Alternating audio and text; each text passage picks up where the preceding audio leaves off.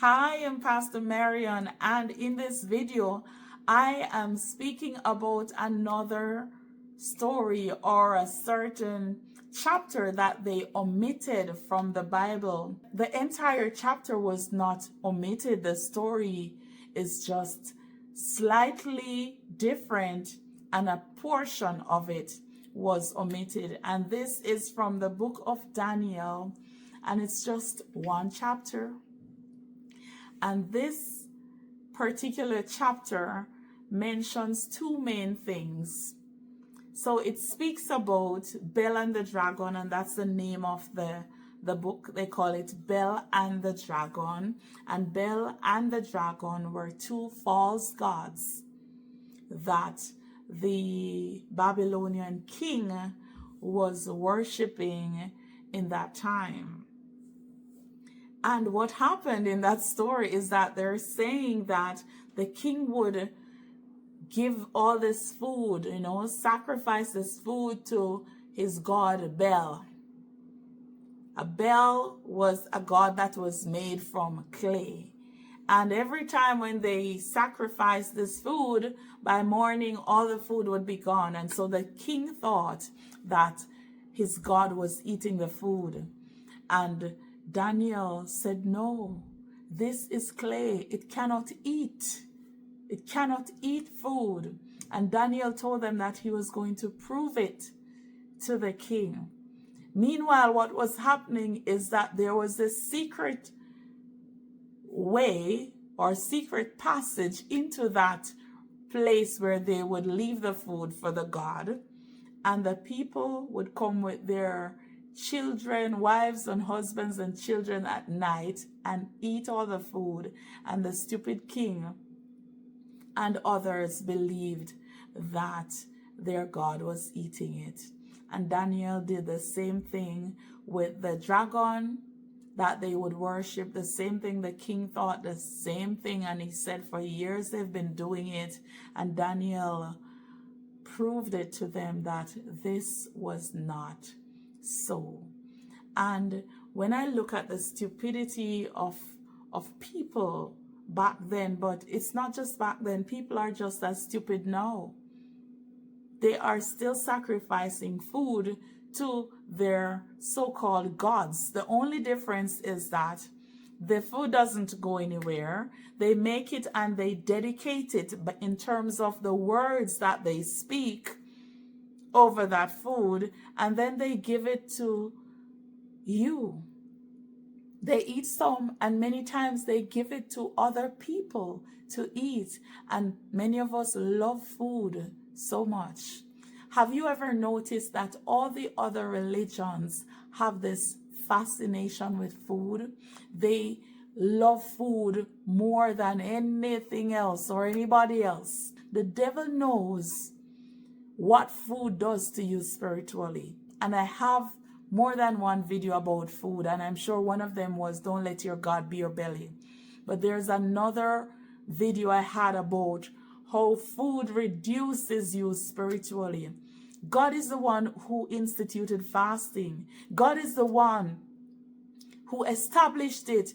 And we know as believers, as Christians, that fasting draws us nearer to God. Depriving ourselves of food and using that time to seek God and spend time with Him increases us significantly in the spirit.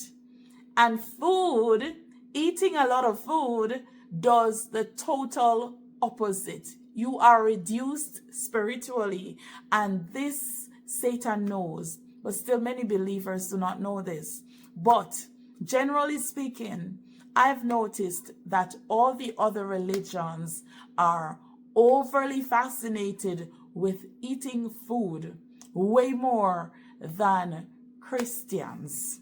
Everybody else is just this food thing. Everything is about the food. But the devil knows that. The devil knows what is right and what is wrong. The devil knows what it does to you when you are so caught up into food. The stories are there in the Bible for us to learn from. The people that were wiped out when they complained about food, and when God provided the manna for them, what God told them that he would do to them, because they were placing too much emphasis on food and filling their bellies. The devil knows that. But what's fascinating about that story is how they cut out that whole part that made the king and all those who were worshiping Bel and the dragon look stupid. The story spoke mainly about the king, but you wonder, why did they cut that out? It's just one chapter. It's only one chapter. And in that very same chapter, they spoke of how Daniel was thrown in the lion's den, but there's a slight twist to it. I won't get into that, but makes me wonder again why it looks so deliberate that these little bits and pieces were deliberately cut out. For the books that are very long, like Jasher and the book of Enoch, that's a whole book. But for those I can understand. But why this one little chapter? Why those few little ones from Esther and just a piece of chapter 10, when it's not like chapter 10 was so long? But they cut out God out of everything. And then you see God in the missing pieces. Why? It makes me wonder, the people who put the books of the Bible together,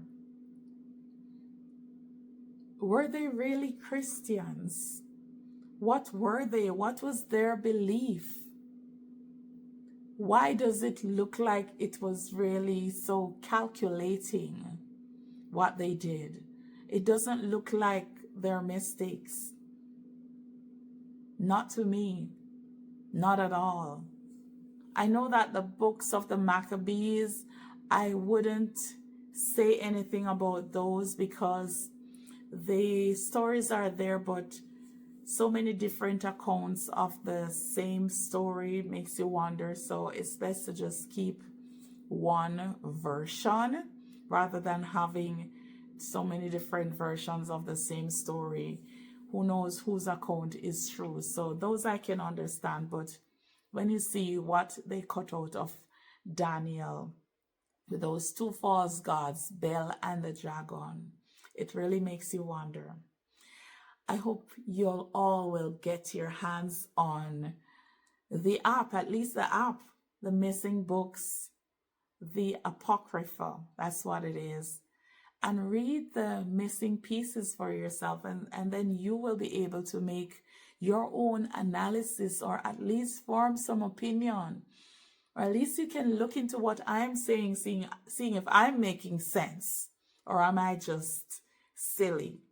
Amen? I thank you so much for listening to me. Go check out those missing books. The more you know, knowledge is power. God says his people are being destroyed for lack of knowledge. Many of these things are important. The book of Tobit tells us quite a bit about things of the spirit. And you see how things were dealt with. Yes, they were before Jesus came and walked the earth, but there is much to learn.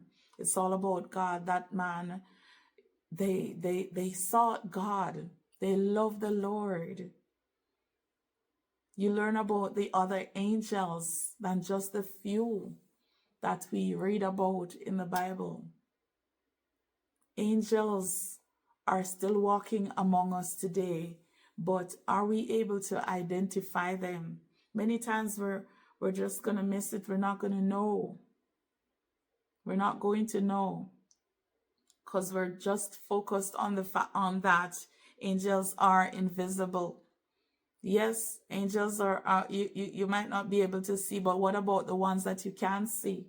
Angels are still among us. Angels still enter this earth, take on the form of people, yes, they still do. And they do whatever they need to do, whether it's a message, whether it's just you never know what it is, but they still perform their work in the earth. It's just that so many of us are not able to identify that this was an angel.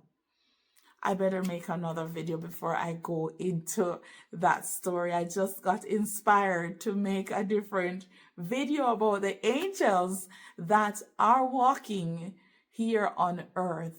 God bless you. Thank you guys so much for listening to me. Remember to share the video, like, and also subscribe. Please help me grow this channel. I can't be so horrible. Please, I've been trying to grow it for so long. God bless you. I'm Pastor Marion. I'll see you next time.